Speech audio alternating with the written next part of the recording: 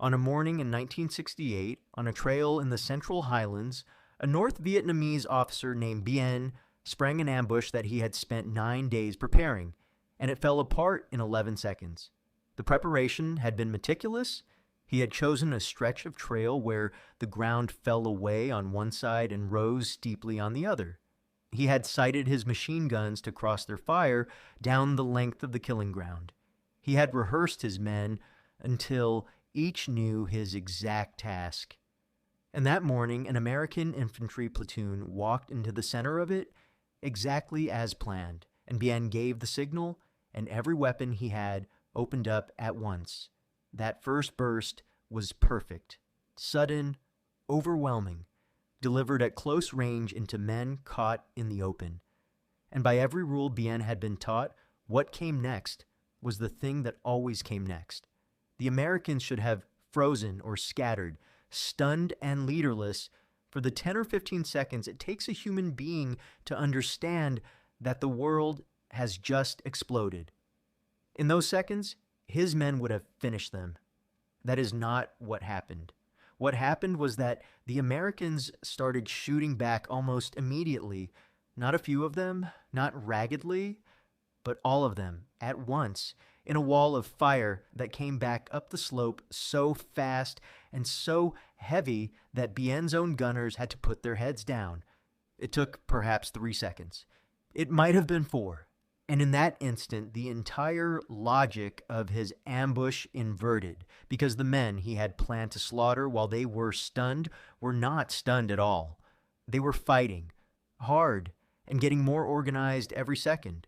Bien could not know that the men down there were doing something they had rehearsed until it was automatic, or that a 19-year-old private named Cal Hendricks from a mill town in Maine had returned fire while lying in the open before he had consciously registered being shot at.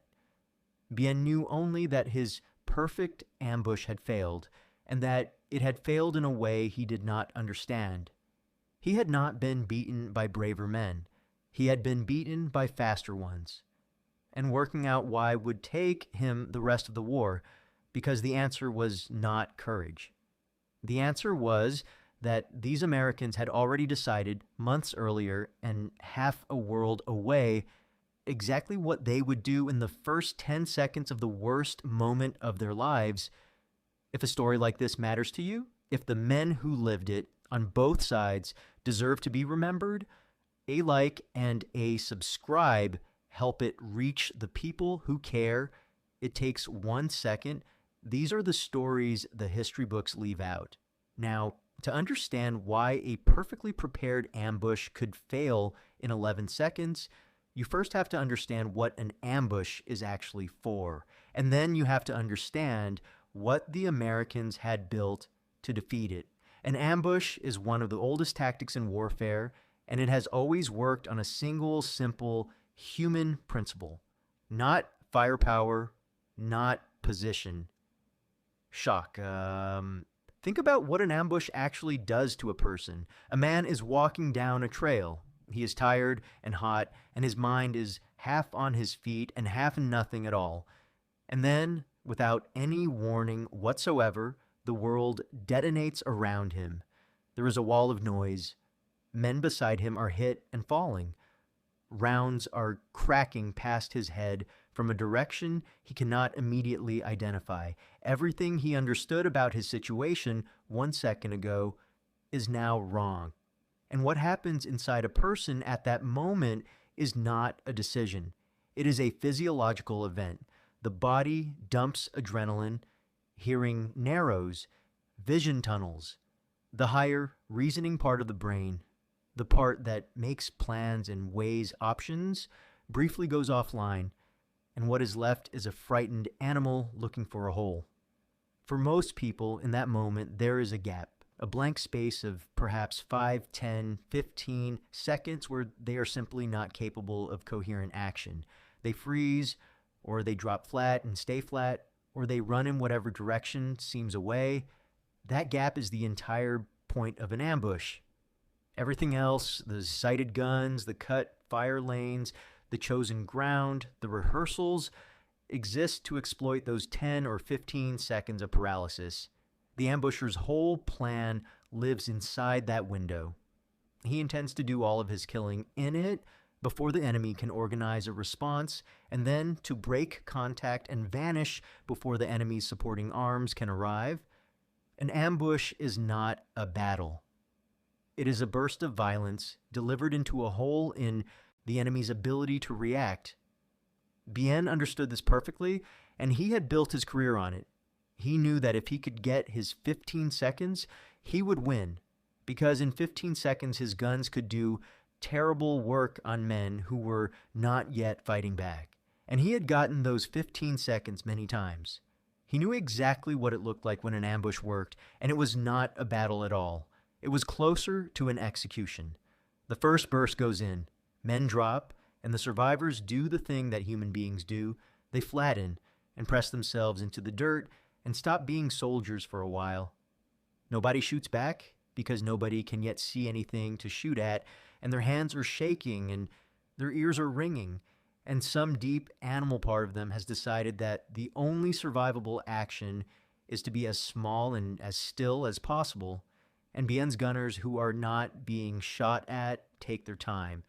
That is the horror of a successful ambush. The men doing the killing are calm, in cover, unhurried, with clear lanes of fire and a supply of ammunition, and the men being killed are lying in the open, unable to function. It is not a contest. It is a machine processing raw material. Bien had run that machine successfully more than once, and he had seen its output, and he knew precisely what those 15 seconds were worth. So the critical question, the one that decides who lives and who dies in an ambush, and the question this entire story turns on, is this. How long is the gap? How many seconds pass between the first shot and the moment the ambushed unit starts fighting back effectively? Every second you can shave off that number is a second stolen from the ambusher's plan. Get it down far enough, and the ambush stops being an ambush at all.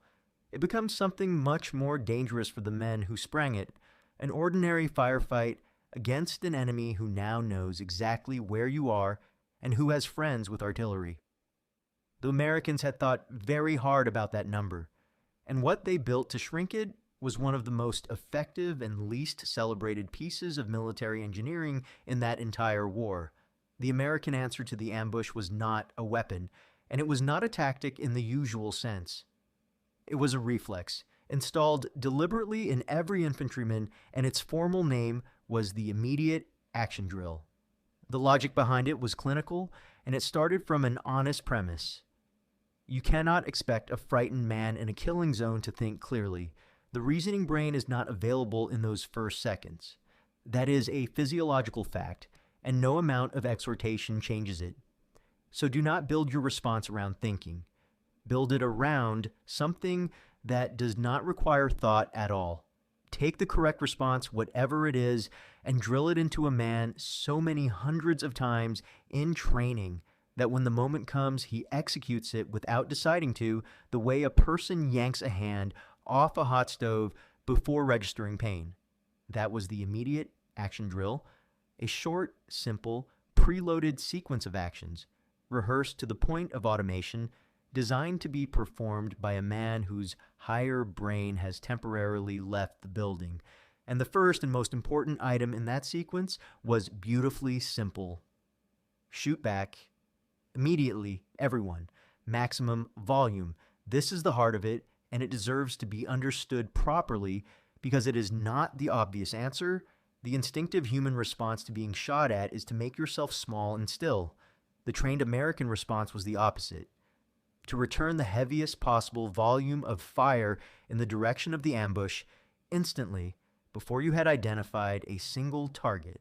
Not aimed fire, not careful fire, a wall of it from every weapon in the unit into the tree line where the fire was coming from. Why? Because of a concept that governs every infantry fight ever fought. Fire superiority. The side putting out more effective fire controls the engagement. Fire superiority makes the other side keep their heads down, and men with their heads down are not aiming, and men who are not aiming are not killing you. In the first seconds of an ambush, the ambusher has total fire superiority by design. That is what an ambush is. The immediate action drill was a machine for taking it away from him as fast as physically possible. And it had a second effect, less obvious and just as important. It gave every terrified man in that killing zone something to do. This matters enormously. A man lying in the open, being shot at, doing nothing, is a man whose fear has nowhere to go, and he will spiral. A man performing a task, even a simple one, even shooting at a tree line he cannot see into, has an anchor. His hands are busy. His training is running. The drill did not just produce bullets. It produced function in men who would otherwise have been paralyzed, and it produced it in the exact seconds when paralysis was fatal. The rest of the drill followed in a practice sequence, and every piece of it was designed to be simple enough to execute badly and still work. Return fire immediately. Get out of the open and into whatever cover exists, but keep firing while you move. Get the wounded out of the killing zone. Work out where the enemy actually is. Build a base of fire. Get on the radio and start bringing in the supporting arms. And through all of it, the constant hammering emphasis. Do not stop shooting. Do not go still. Do not give the fire superiority back. Inside that sequence, certain men carried disproportionate weight, and the drill knew it. The machine gunner mattered more than anyone. A single belt-fed weapon puts out more fire than a handful of riflemen, and getting it into action fast was often the difference between winning the fire superiority contest and losing it. So gun crews were drilled hardest of all. Get the gun up, get it firing in the right direction in the first seconds. If the gun was talking, the squad had a spine to organize around, and everyone could hear that it was talking, which mattered psychologically as much as tactically. The radio man mattered nearly as much for a different reason. He was the link to everything the unit did not have: the artillery, the gunships, the medevac, the reinforcements, and the clock on all of that started the moment he got a call out, which is precisely why the enemy tried so hard to kill the man with the antenna, and precisely why the drill emphasized getting that first contact report out even while everything was still chaos. A unit that shot back fast and got on the radio fast had, within 1 minute, both taken the ambusher's advantage away and started the countdown on his destruction. The Americans drilled this until it was boring, and then they drilled it more. They ran it in training areas until men could do it half asleep. They ran it as a squad, as a platoon, until the sequence lived in the muscles rather than the mind. Picture what that training actually looked like, because it is deeply unglamorous, and that is the point. A squad walking a lane in a training area. A sergeant, without warning, sets off a signal on one flank, and every man in that squad has to turn and put fire in that direction and get off the lane, right now, without being told, without thinking. Then they do it again. Then the sergeant does it from the other side. Then he does it from behind. Then he does it while they are tired, and while they are eating, and at night, and when they are certain he will not do it. Over and over and over for weeks, until the response has been sanded down into something that does not involve the mind at all. Men hated it. It was repetitive and pointless seeming and physically exhausting, and every soldier who has ever been through that kind of training has, at some point, thought that it was a waste of time invented by people who enjoy making young men miserable. And then one day, somewhere on a trail on the other side of the world, a tree line explodes, and a 19-year-old finds himself already firing at it, and only afterward, sometimes minutes afterward, does the thinking part of him arrive and realize what has happened. That is the moment the tedium pays for itself. Every man who lived through it understood the drills differently after that. It was work nobody made films about, and in the seconds that mattered most, it was worth more than almost anything else in the American arsenal. Now come back to Bien on his ridge, watching his 9 days of preparation come apart, and understand exactly what he was seeing and why it made no sense to him. Bien's entire plan assumed a gap, 15 seconds ideally, 10 at minimum. He needed that window because everything his ambush was designed to accomplish had to happen inside it. And what he got was 3 or 4 seconds and then a wall of fire coming back up the slope at him. The mathematics of that are brutal, and they are the whole story. Bien had built a machine that needed 15 seconds of input to work. He received 4, so the machine did not work, not partially, not less effectively, but fundamentally. His killing ground stopped being a killing ground almost immediately because the men in it were shooting back so heavily that his own gunners had to take cover, and gunners taking cover are not gunners killing anyone. The advantage he had spent 9 days constructing evaporated in the time it takes to draw a breath, go down into the killing zone, and watch those 4 seconds from the other side, because they are not what you would imagine. Cal Hendricks did not experience a moment of heroic decision. He experienced almost nothing at all. There was noise, and the man ahead of him went down, and Hendricks was on his stomach in the dirt with his rifle up and firing into the tree line, and he could not afterward remember getting there, or aiming, or deciding to shoot. His body had simply run the sequence it had been given. That is what the drill actually buys. Not bravery, not clarity. It buys function during the exact window when a human being has none. Hendricks was as frightened as any man in that killing zone, and his higher mind was as offline as anyone's. The difference was that underneath the fear, something was still executing a small, dumb loop installed months before by a sergeant he probably resented that did not care whether he was terrified because it did not require his participation. And multiply that by 30 men all running the same loop at the same instant, and you get the wall of fire that came back up the slope at Bien. It did not come from 30 brave decisions. It came from 30 reflexes firing simultaneously, and it arrived 11 seconds earlier than his entire plan required. And then it got worse for him, because the drill did not stop at shooting. Within a minute, the Americans were doing things that ambushed units are not supposed to be able to do. They were moving, not fleeing, but working their way out of the open into cover while still firing. They were dragging their wounded out of the killing ground. They were building a base of fire, a solid, sustained volume from a defensible position. Somebody was on the radio. The unit that was supposed to be a stunned, scattered collection of individuals had reassembled itself into an organized fighting force under fire in about the time it takes to boil a kettle.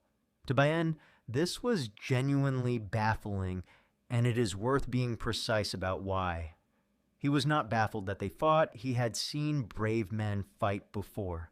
He was baffled by the speed. There was no confusion phase. There was no gap. It was as if these men had somehow known the ambush was coming, or as if they had skipped the part where human beings are shocked by sudden violence. He had ambushed many units in his career, and all of them had given him his window. These men had not given him anything.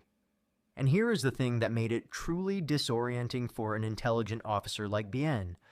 Nothing about the Americans looked exceptional. They were not commandos. They were ordinary infantrymen, tired and dirty, exactly the sort of unit he had beaten before. If they had been elite troops, he could have understood it, but they appeared to be nobody special, and they had performed like a machine. He could not see the hundreds of hours of tedious drill standing behind those 4 seconds. All he could see was the impossible result, so he began, over time, to suspect the truth, and it changed how he planned. He came to understand that the American response was not spontaneous. It was too uniform for that, too consistent across different units and different terrain. It was rehearsed, and that realization was, for an ambusher, deeply unwelcome, because it meant the shock window he depended on was not a fixed law of human nature after all. It was a variable, and his enemy had found a way to shrink it. There was a bitter irony in it that Bien appreciated professionally, even as it cost him. His own army were masters of preparation. They rehearsed their attacks obsessively, sometimes on full-scale models of the ground, until every man knew his role by heart. And here was the American army beating him with the very same principle, applied to a different problem. He had rehearsed how to spring the trap. They had rehearsed how to escape it. Both sides had done their homework. His homework had taken 9 days. Theirs had taken months and had been done before they ever left home, and it turned out to be worth more. There was one further piece of the American response that Bien found not merely surprising but almost incomprehensible, and it is the part of the story that is hardest for a rational person to accept. Sometimes, when the ambush was close enough and bad enough, the Americans called down fire on their own position. To understand this, you have to understand the ambusher's oldest and best defense against American firepower.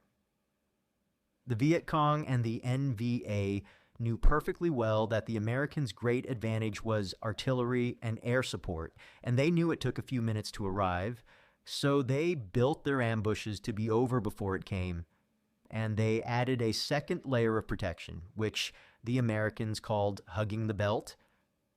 You get in close, extremely close to the American unit, and you stay close, because if the two forces are intermingled, the Americans cannot use their artillery or their airstrikes without killing their own men. Hug the enemy tightly enough, and you have effectively switched off his best weapon. It was a brilliant tactic, and it worked, and it is one of the reasons that war was so hard. And the American answer to it, in the worst situations, was to accept the risk and call the fire in any way. Danger close? This is a real term with a real meaning, supporting fire brought in so near to friendly troops that the friendly troops are inside the margin of error. Artillery does not land on a point. It lands in a pattern with a spread, and the closer you bring it to your own position, the higher the chance that a round falls short or long and lands on you. Danger close means knowingly accepting that chance. And in the very worst cases, when a position was about to be overrun and there was no other option left, American units called fire directly onto their own position, on top of themselves. Men would get into whatever hole or bunker they had, and the artillery or the gunships would work over the ground they were standing on the theory that the men in the holes had a chance and the enemy in the open did not. Try to see this from Bien's perspective, because this is where his model of the American soldier broke down completely. His whole understanding was that the Americans were wedded to their firepower and would not fight without it, and, crucially, that they valued their own lives highly and would not take insane risks. Hugging the belt was built on that second assumption. It said, get close and he will not dare to shoot because he might hit himself, and then the Americans shot anyway. That was the thing that could not be planned around, because the hugging tactic depended on a calculation the Americans were supposed to make, the calculation that says the risk to our own men is too high, so we will not fire. When an American commander looked at that calculation and said, we are going to be overrun in 90 seconds, so bring it in on top of us, the entire elegant logic of hugging the belt collapsed. The enemy had gotten close specifically, so the Americans could not use their firepower. The Americans used it. The one place the ambusher had made himself safe turned out not to be safe at all. Listen to what that decision actually sounds like, because it is one of the heaviest things a person can say out loud. A young lieutenant or a sergeant on a radio handset in a position that is minutes from being overrun, the enemy is at the wire or through it. His own men are firing at shapes 20 meters away, and he gives a grid reference to the artillery, and the voice on the other end reads it back to him, and There is a pause because the man on the other end has just plotted it and realized that the grid he has been given is the grid the caller is standing on, and the lieutenant confirms it. Yes, that grid. Fire? Then he tells his men to get down and get into whatever hole they have, and he gets down himself, and he waits for the sound of his own artillery coming in on top of him, knowing that some of the men he has just given that order to may be killed by it, by his decision, in the next 30 seconds. Nobody who has done that describes it as brave. They describe it as the least bad thing available. It is important to say plainly that this was not bravado, it was not common, and it was not free. Men were killed by their own supporting fire in those situations. It was a desperate measure taken by commanders who had run out of better options, and the men who made those calls carried them for the rest of their lives. But it happened, and the enemy learned that it could happen, and that knowledge poisoned the one tactic they had that reliably neutralized American firepower. You cannot safely hug a man who is willing to burn down the house with both of you inside it. The drill did more than help American units survive ambushes. Over time, it did something the ambushers found far worse. It turned the ambush into a trap for the men who had sprung it. Follow the logic through. An ambusher's plan has 3 phases: hit hard, exploit the confusion, and get out before the retaliation arrives. That third phase is not optional. It is the most important part. The whole reason the Viet Cong and NVA could fight the Americans at all was that they never stayed long enough to be pinned down and destroyed by the firepower they could not match.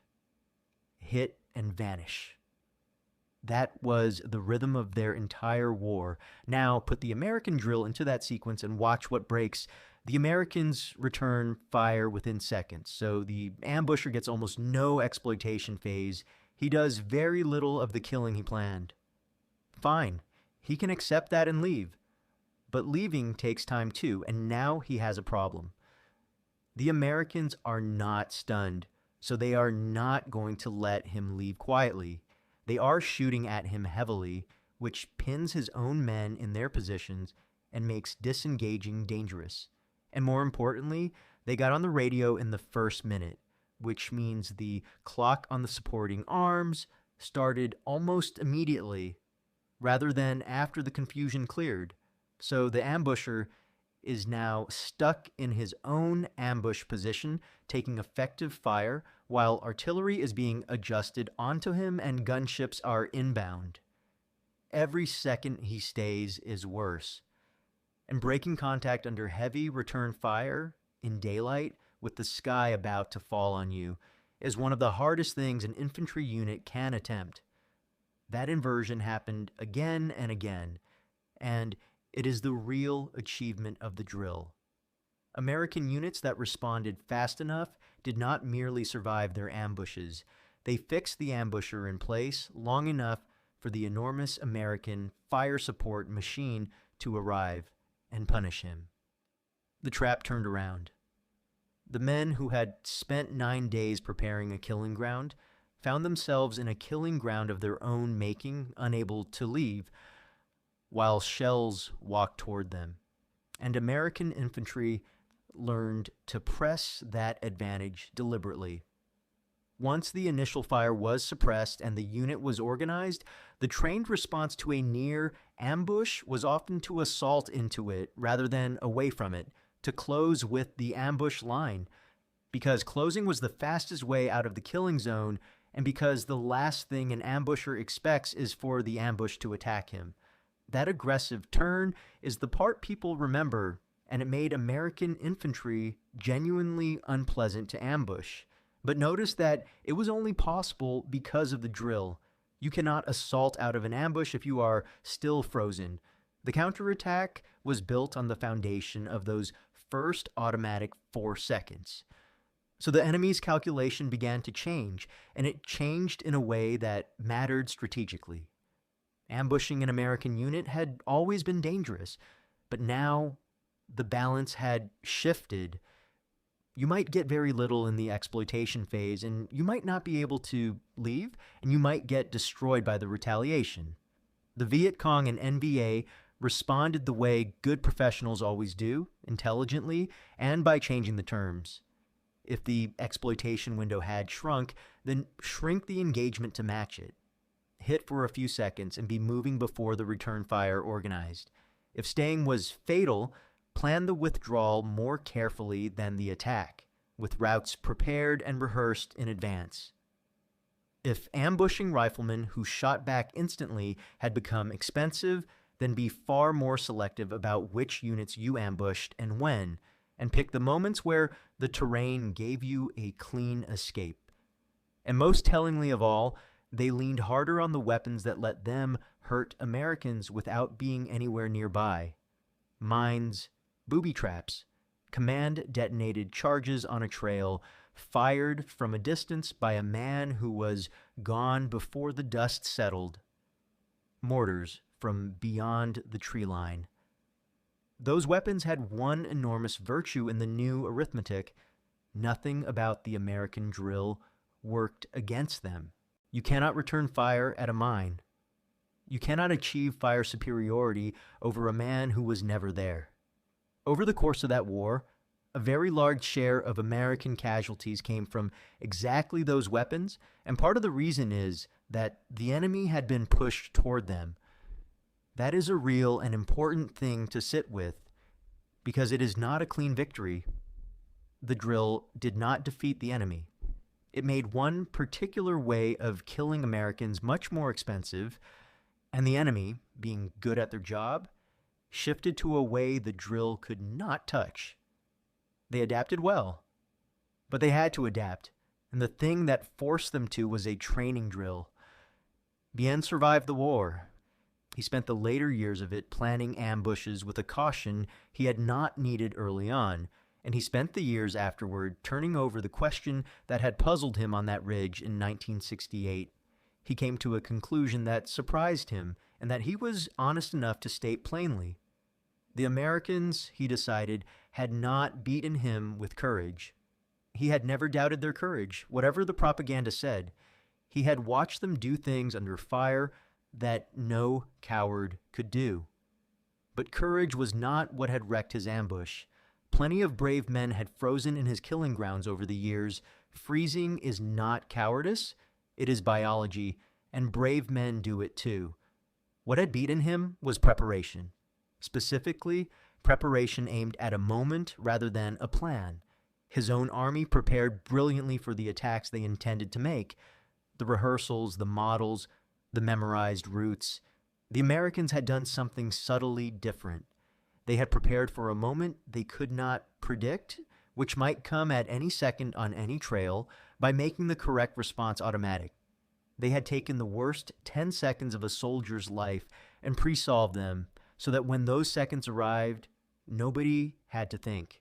And Bien understood the deeper implication, which is what makes this story worth telling.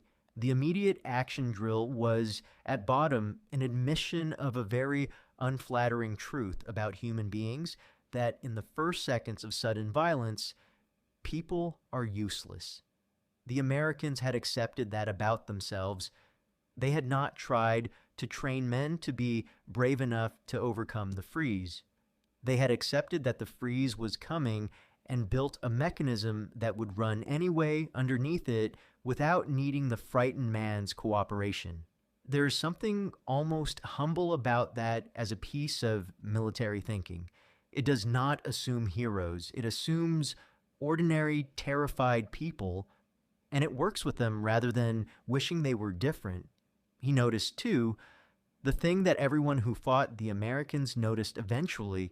The men who did this did not think it was remarkable. He questioned prisoners over the years and asked them about it, and they looked at him blankly. Return fire immediately? Yes, of course. That is what you do. Why? Because that is what you do. They did not experience it as a decision or an achievement.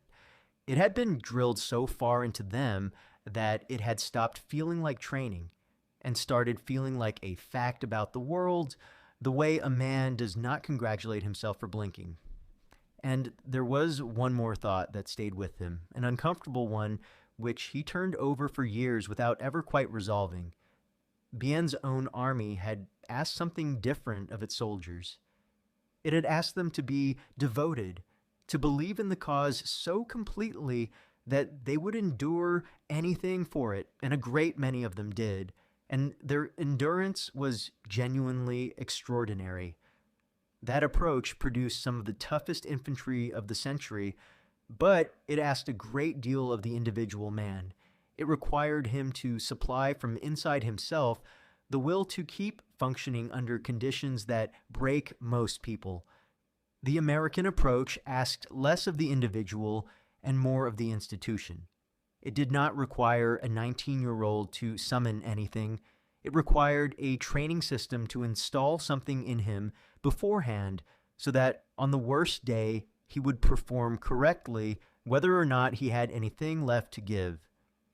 Neither approach is obviously better, and Bien never decided which he admired more, but he noticed that one of them depended on the quality of the man on the day, and the other did not, and that in a long war fought by ordinary conscripts on both sides, the one that did not depend on the day had a kind of relentless consistency that was very hard to fight. That was the whole thing in the end. Bien had spent 9 days building a machine to exploit a gap in human nature.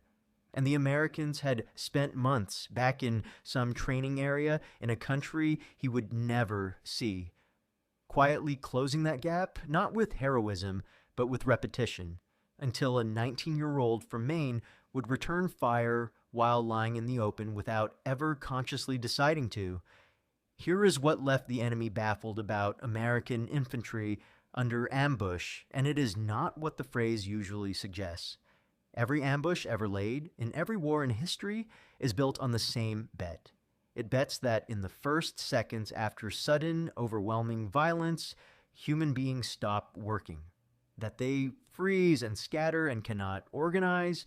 That bet has been good for thousands of years because it is founded on something true about our bodies, the adrenaline, the tunnel vision, the reasoning mind going briefly dark.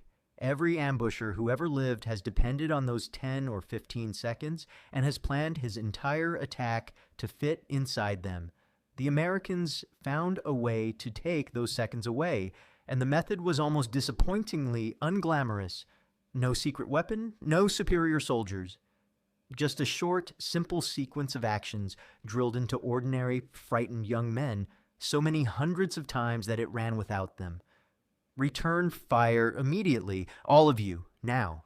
Then move, then organize, then call the world down on their heads.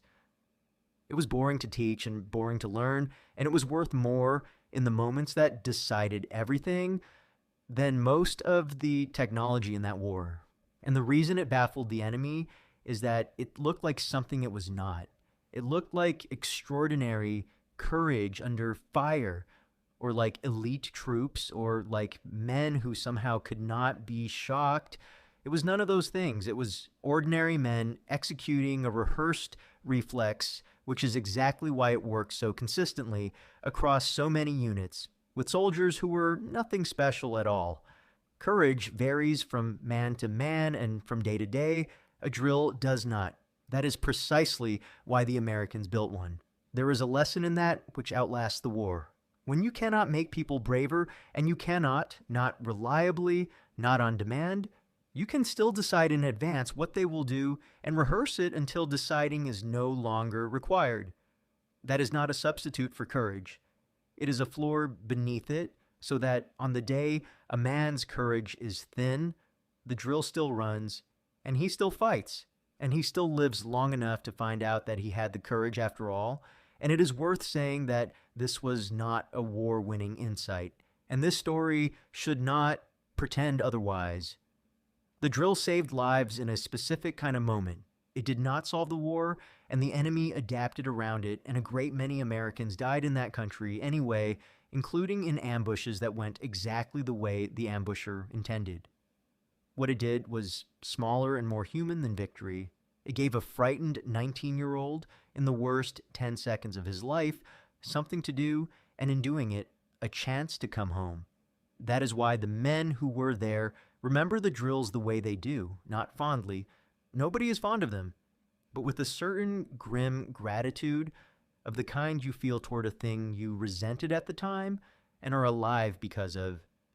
Bien spent 9 days building a perfect ambush, around 15 seconds of human paralysis. He got 4 seconds and then a wall of fire, and then a unit that reorganized itself in the open while he watched.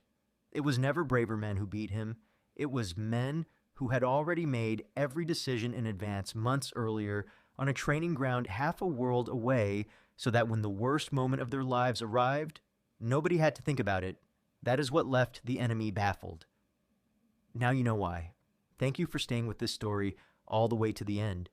These are the histories worth keeping, not just the famous battles with their famous names, but the unglamorous, endlessly rehearsed things that decided who came home, on both sides of the wire.